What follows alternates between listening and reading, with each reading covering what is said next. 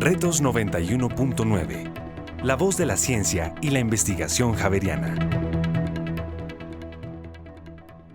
Hola, ¿qué tal? Damos un cálido saludo a toda la audiencia que nos acompaña en este espacio en el que nos reunimos con expertos para dialogar sobre los principales temas de coyuntura. Cordial bienvenida.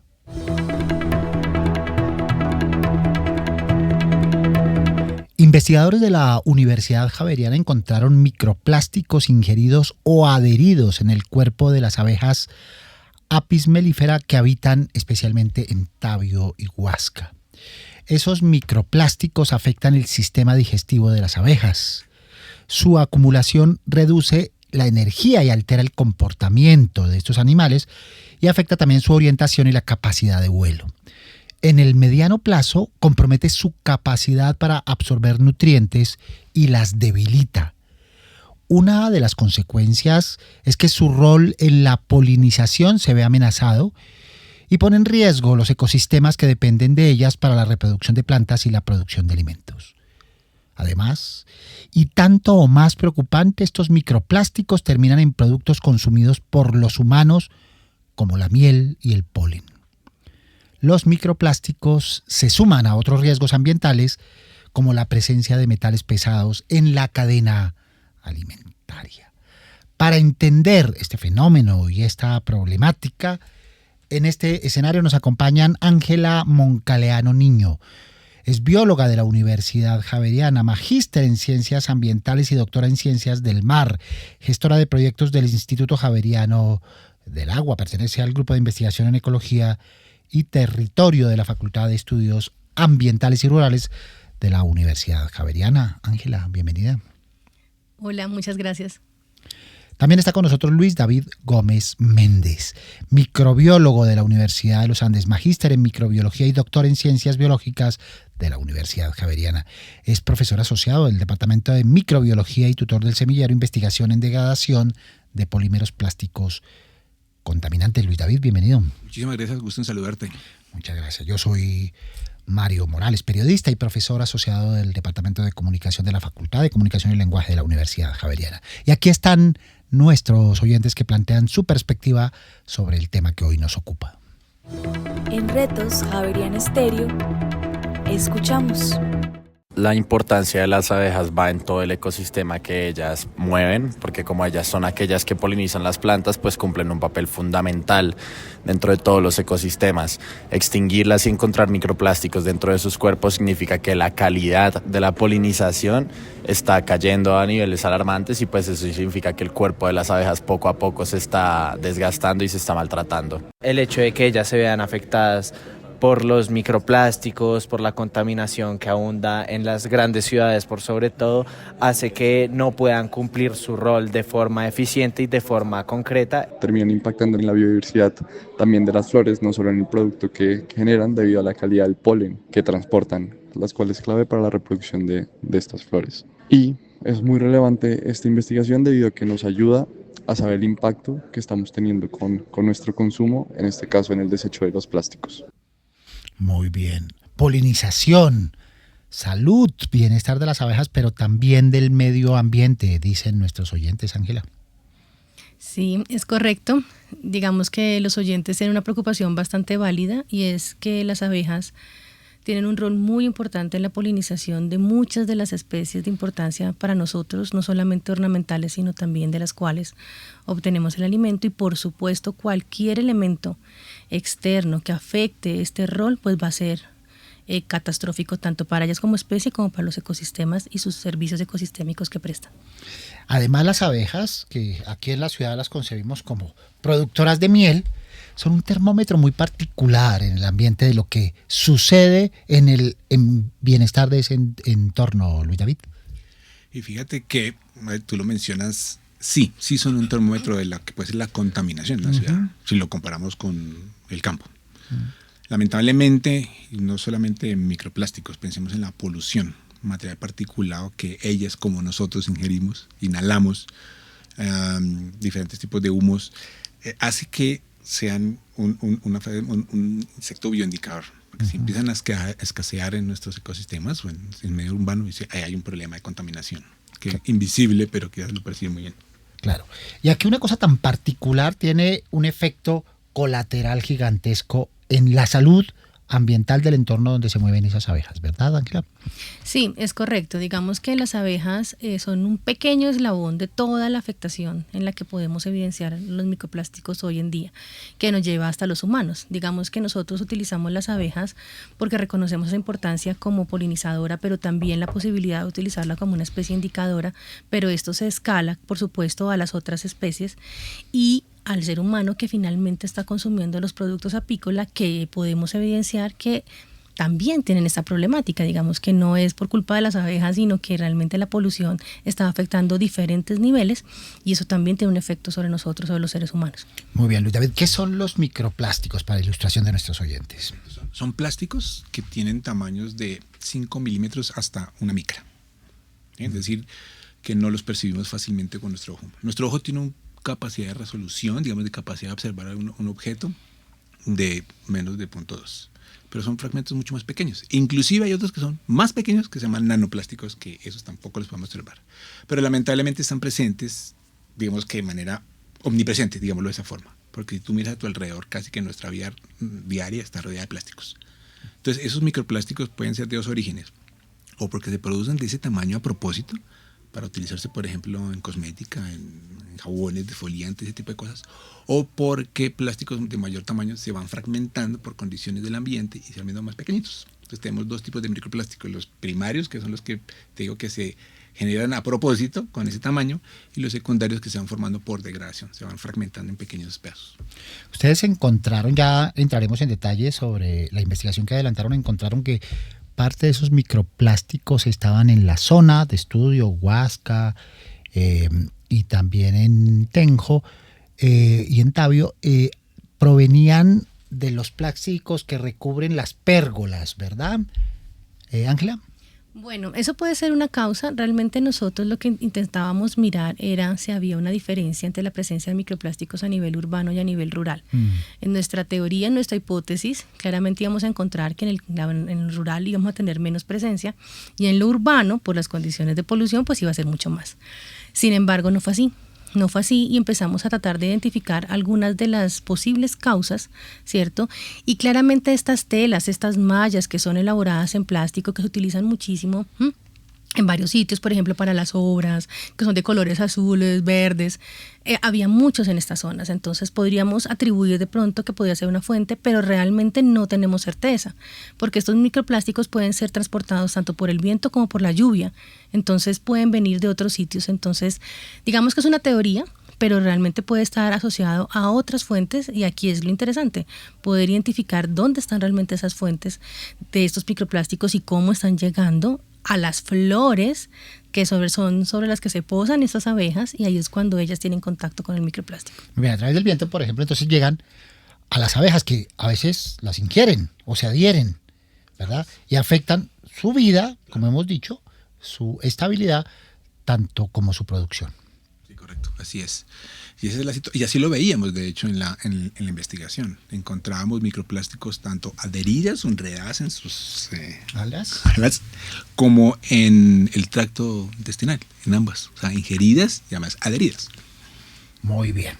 Hablemos entonces del proyecto, Ángela. ¿Cómo comenzó? ¿Cuándo comenzó? ¿Con quiénes comenzó? ¿Y cómo arrancó? Bueno, trataremos de hacer un poco de memoria, pero bueno, este proyecto fue una iniciativa desde el año 2019, ¿sí? Realmente fue cuando empezamos a tener la idea. La empezamos a desarrollar con la profesora Ángela Amarillo de la Facultad de Estudios Ambientales y Rurales, en la que ella es entomóloga, su experiencia principal es con insectos, y queríamos trabajar pues con este grupo y el tema de contaminación, no solamente microplásticos, sino también el de metales pesados. Y ahí empezamos a armar nuestro equipo de trabajo, en que el profesor Luis David claramente como experto en microplásticos estaba, y yo como experta en metales también, y nos presentamos a una convocatoria interna de acá de la universidad para los fondos, y el proyecto arrancó en el año de pandemia. Realmente fue en el 2020 como que tuvimos la noticia, ¿cierto? Y ya en el 2021 fue que pudimos como empezar ya en forma con los primeros muestreos, porque la pandemia pues claramente no lo permitía, y ahí fue cuando empezamos a trabajar con nosotros. También trabajaban estudiantes de la Facultad de Ciencias, estudiantes de la Facultad de Estudios Ambientales y Rurales, con los que nos apoyamos en campo para la toma de muestras, para el tema de laboratorios. Entonces ahí fue construyéndose pues el proyecto y finalmente pues pudimos llevarlo a cabo y tener estos resultados tan interesantes. Muy bien, ustedes hablan de comparación, Luis David. ¿Qué compararon? ¿Abejas en lo rural, en lo urbano, apiarios Sí. y demás? Sí, nuestra intención fue trabajar tanto en ciudad como en el campo. En la ciudad estuvimos con 2 apiarios, uno es de la Universidad Nacional y el otro el de aquí, la Universidad Javeriana. Y tuvimos apiarios que fueron en Tenjo, en Tabio y en Huasca. Entonces, ¿qué pensábamos? Lo que decía ahorita la profe Ángela, que quizás íbamos a encontrar mayor contaminación por allá, digamos, aquí en algunos aspectos relacionados con microplásticos, quizás aquí en la ciudad, y menos en el rural. Y quizás en otros aspectos que también trabajamos, que fue los metales pesados, de pronto más allá que aquí. Pero encontramos en todos los escenarios el mismo problema de contaminación. Muy bien. Y comparábamos que entonces ese tipo, cómo era digamos, la cantidad de microplásticos presentes en las abejas que están en el sector rural con las que están en el sector en la ciudad, digámoslo así. Muy bien. Las abejas melíferas, ¿por qué las abejas melíferas?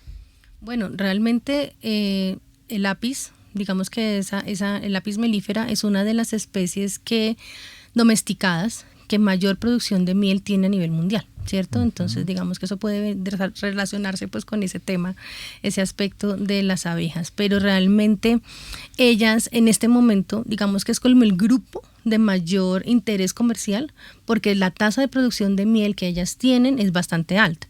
Hay que recordar que estas abejas pues son un producto de muchos cruces genéticos y demás, entonces digamos que hay algunas que producen más que otras, las africanizadas por ejemplo. Entonces estas abejas de hoy en día son resultado de todos esos entrecruzamientos que se han dado para que la producción de ellas sea mayor. Se ha tenido un fin comercial, pero nunca han dejado de lado su rol de polinización.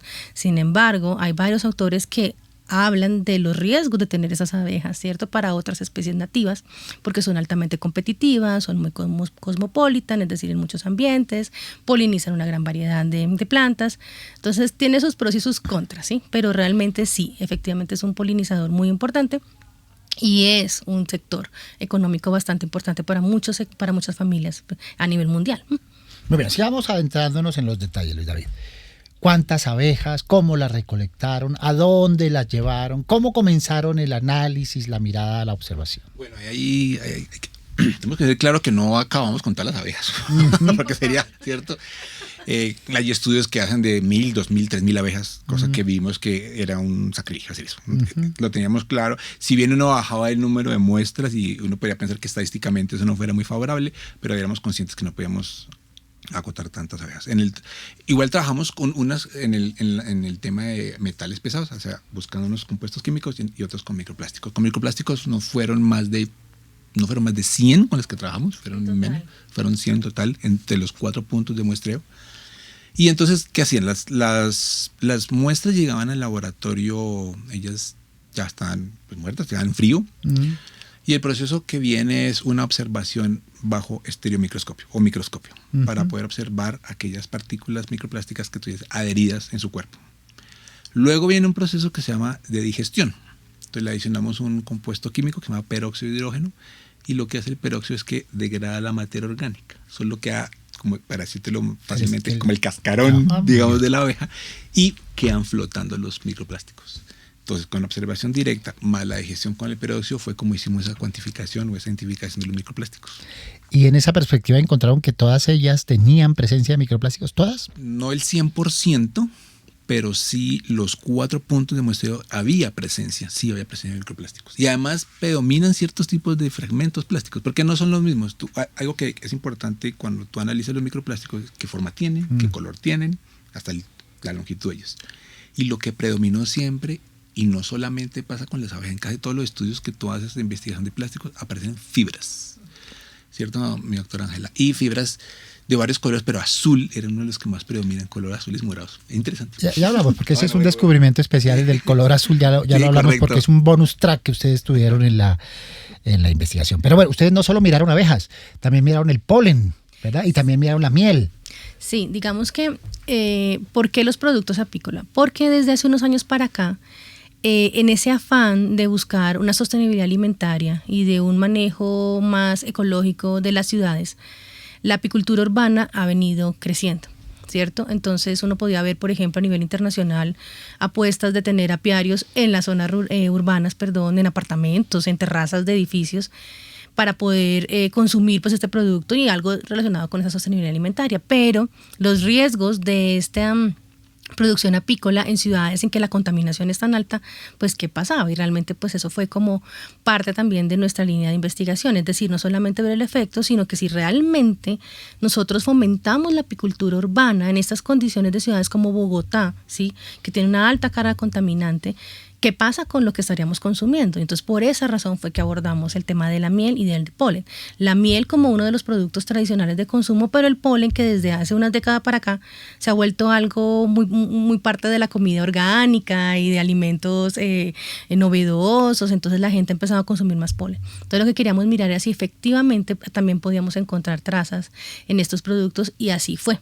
Eso lo que nos quiere decir es que eso es un problema más integral, no solamente desde la abeja, sino también desde cómo afecta la contaminación lo que nosotros como humanos ahora demandamos de ella, que es la miel y el polen. ¿Cómo fue el procedimiento para detectar esos microplásticos en la miel y en el polen? Bueno, el principio es muy similar al que te mencioné ahora. Hay dos opciones. Una es, básicamente es una filtración, es decir, tú haces la digestión del producto o el material para que queden disueltos estos microplásticos y los puedes cuantificar. El caso del polen fue sencillo. Coges el polen y simplemente bajo observación microscópica miras, se toma su tiempo, pero haces observación prácticamente cada uno de los gránulos de polen y vas viendo los fragmentos allí.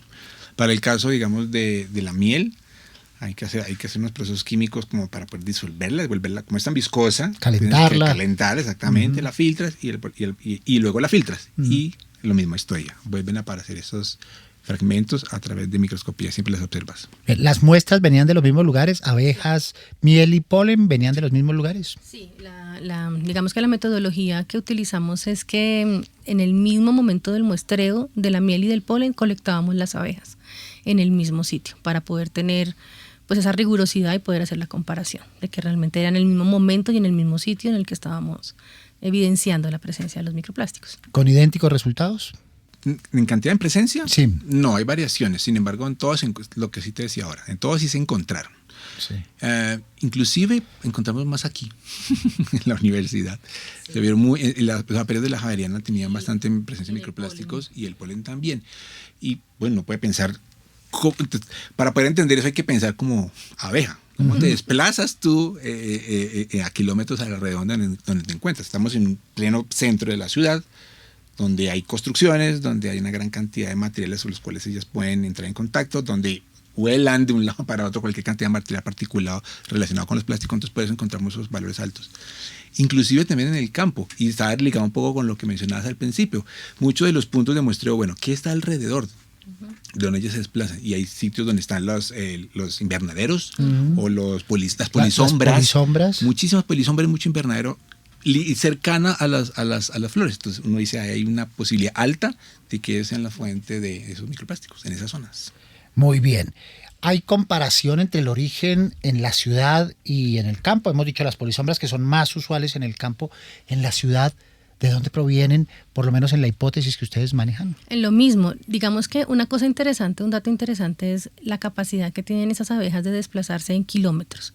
Uno se imagina que ellas salen de su apiario y se van a las flores de al ladito y ahí es donde buscan el polen y se regresan. Pues no, la abeja puede prácticamente hasta 1 kilómetro, si no es que es más, movilizarse. Entonces imagínate lo que pueden encontrar en un radio de 1 kilómetro, pongámonos aquí en la universidad, 1 kilómetro hasta los cerros orientales, 1 kilómetro hacia abajo de la séptima, todas las construcciones, edificaciones, es cierto, superficies que podemos encontrar, diversidad de jardines, ¿sí? Entonces realmente es bastante complejo identificar las fuentes. Entonces lo que hace uno es como una especie como de buffer alrededor de la zona, tratando de identificar estos sitios. Y sí, en la ciudad efectivamente la polisombra existe, ¿cierto? Pero también existe lo que te mencionaba, la posibilidad de que sean transportados por otros medios mecánicos. Entonces ahí se complejiza más el tema, porque esto puede estar llegando de otros lados y no necesariamente de lo que alrededor del apiario podemos encontrar. Entonces esa es la complejidad de establecer cuáles son las fuentes directas o indirectas de este origen de los microplásticos. Muy bien, hemos hablado todo el tiempo de los microplásticos, ya sabemos qué son los microplásticos, pero en el ser humano, en la salud del ser humano, ¿qué efectos tienen o podrían tener? Yo diría que casi que los mismos que pueden cualquier ser humano. Las vías de acceso de los microplásticos en los humanos básicamente son inhalación, ingestión y por contacto dérmico. Quizás contacto dérmico sea la menos probable, sin embargo, si lo piensas como nanoplástico, y nanoplástico para que entendamos qué significa eso, que es un nanómetro, es 1.000.000 de veces más pequeño que un milímetro, eso sí puede atravesar piel. ¿Okay? Piel, sí.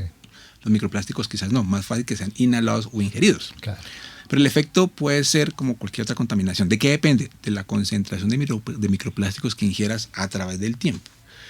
Si llega por vía de inhalación, pulmones, y si hay intercambio gaseoso, sangre. Si es por ingestión, pues lo comiste, la misma historia, lo absorbes a través del intestino. Entonces, la posibilidad de distribución de los microplásticos es como cualquier otro contaminante. Así delicada es la situación. Claro. Las investigaciones médicas a las cuales ustedes han tenido acceso, obviamente no es su especialidad, ¿de qué tipo de dolencias, males o enfermedades en seres humanos hablan?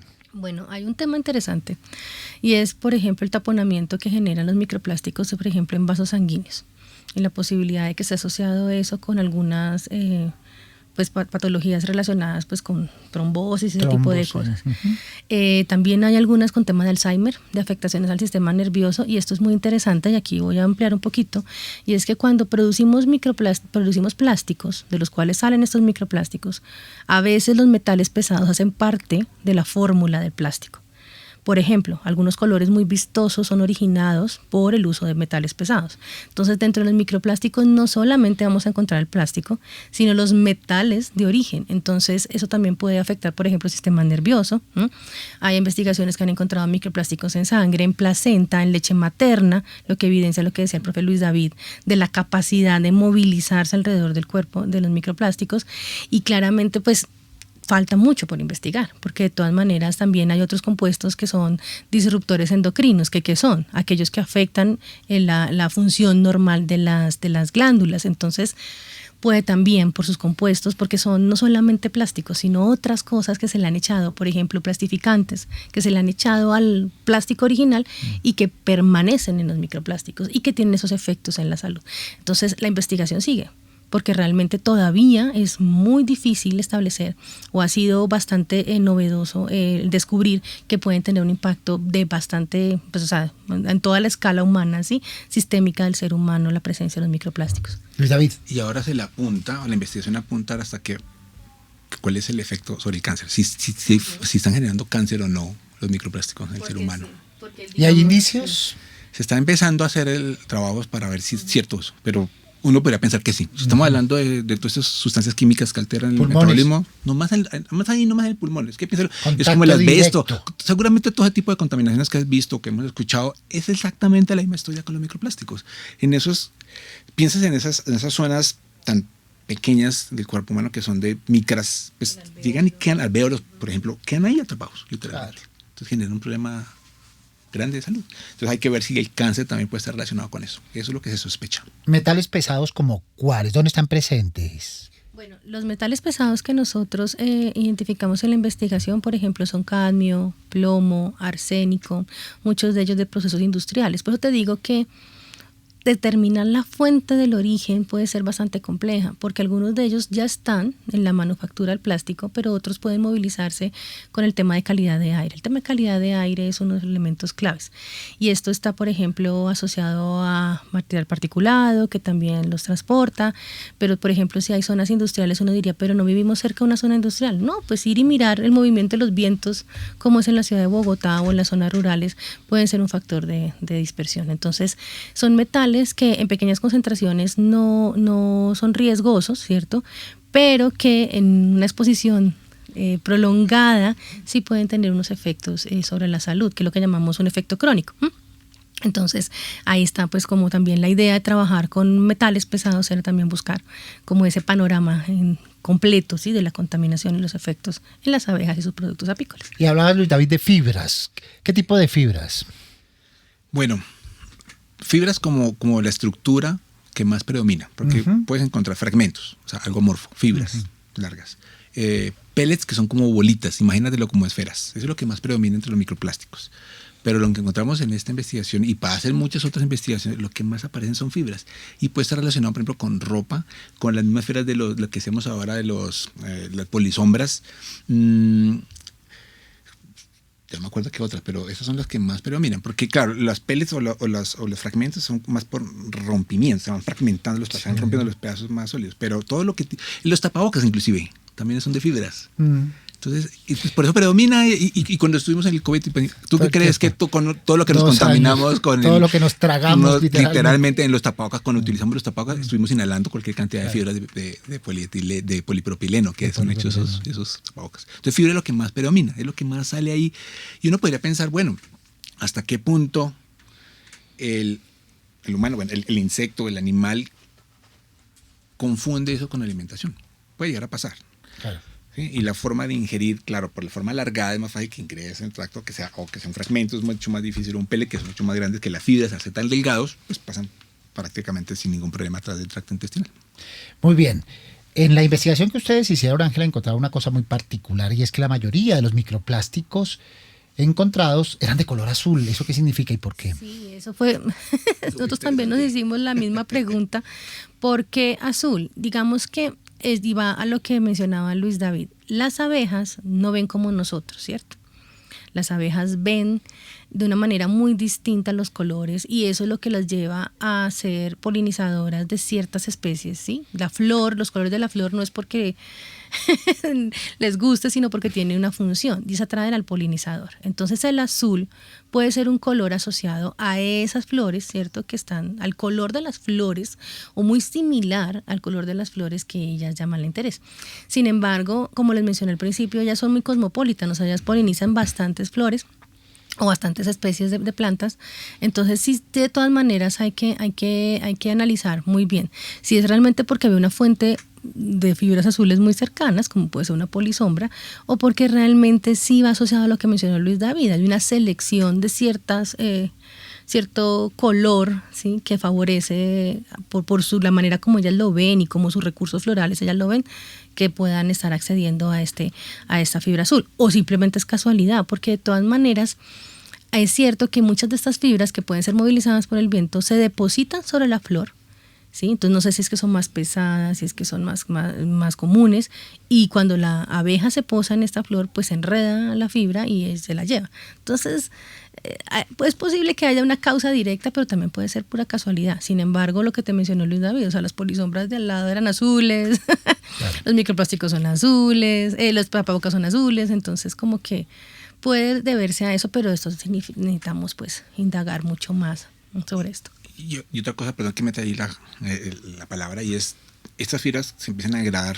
Si son de colores oscuros, las condiciones ambientales empiezan a hacer perder el color, y empiezan desde negro, morado, azul, verde, y van perdiendo color. Entonces puede ser que también muchas hayan pasado ya por un proceso de degradación previa, o porque en realidad, como dice la profe Ángela, como ya les gusta el azul y ven un poco hacia el ultravioleta, cosa que nosotros nos vemos, ellas sí de pronto interactúan con esas fibras que son del color azul hacia el violeta, cerquita hacia el ultravioleta. Entonces hay como algo interesante en cuanto al color y y su abundancia o presencia muy alta de estos colores y estas fibras en estas abejas. Muy bien, el cierre de nuestro espacio, Ángel. Entonces tenemos unas alertas en diversos sectores, particularmente en el que toca a ustedes por su trabajo particular, pero que se hace extensivo al uso de plásticos, a este uso generalizado y multiplicado de plásticos y su afectación a la salud humana. Sí, yo creo que aquí lo interesante es ver las abejas como un grupo indicador de que realmente hay un tema de contaminación relevante y que debemos ponerlo sobre la mesa. Y es que el uso desmedido de los plásticos sí está causando un efecto en la salud ambiental, en la salud de la biodiversidad y en la salud de las personas, lo que conocemos a nivel internacional como One Health, que es una única salud. Entonces sí es necesario revisar cuál es nuestra demanda de plásticos y nosotros como consumidores cuál es nuestra responsabilidad, porque es que el plástico, tú tomas la decisión de comprar la botella plástica, tú tomas la decisión de comprar, sí, lo que luego depositas en una caneca bien depositada o no. Entonces sí hay una necesidad de replantear esta demanda del sector de plástico y lo más importante, cómo lo estamos manejando, porque es que hay un tema y es la necesidad, ¿cierto? La inocuidad que nos garantiza el plástico y en ciertos sectores pues no se puede considerar otro material, pero también el manejo que le estamos dando no es completo. ¿Sí? La basura que no ponemos en la canica, que no va al relleno sanitario, que llega al río, que llega al mar, está pasando. Y ahí es el origen principal de estos microplásticos. Entonces nos toca replantear lo que está pasando. No solamente la demanda, sino el manejo de estos residuos. Muy bien, finalmente, Luis David, los retos, los desafíos para ustedes como investigadores, para esta investigación, siguientes fases, etcétera. Bueno, hay que seguir ampliando el panorama. Y seguramente vamos a encontrar la misma historia, es decir, microplásticos en diferentes tipos de ecosistemas, en diferentes tipos de insectos o animales, en todos, inclusive en el ser humano también. Entonces uno llega a la conclusión, bueno, esto está omnipresente, es cosmopolita los plásticos. Y así como son buenos, yo creo que los plásticos tienen las dos caras de la moneda. Son buenos porque son versátiles, porque permiten almacenar cualquier cantidad de alimentos, de líquidos, pero también una condición importante que es que sea tan poco biodegradable es su otra cara de la moneda. Claro. La poca biodegradabilidad está generando un problema de contaminación. Entonces hay que buscar alternativas. Y es un tema también de conciencia ciudadana, un tema yo creo que también de política, con esto de los plásticos de un solo uso, por ejemplo, y yo creo que tenemos que estar todos alineados mirando hacia el mismo punto, que los plásticos pueden ser buenos, pero un mal manejo lo hacen que sean malos. Muy bien. ¿De acuerdo? Luis David, muchas gracias. Mario, muchas gracias a ti. Luis David Gómez Méndez, microbiólogo y doctor en ciencias biológicas de la Universidad Javeriana, donde también es docente del Departamento de Microbiología. Ángela, muchas gracias. Muchas gracias a ti. Ángela Moncaleano Niño, bióloga, magistra en ciencias ambientales, doctora en ciencias del mar y pertenece al grupo de investigación en ecología y territorio de la Facultad de Estudios Ambientales y Rurales y ocupa el cargo de gestora de proyectos del Instituto Javeriano del Agua. Muy bien, muchas gracias a ustedes dos, muchas gracias a nuestros oyentes que participan en este espacio. Ponemos unos puntitos suspensivos y ya regresamos a este espacio para seguir hablando de temas de coyuntura. En instantes estamos con ustedes.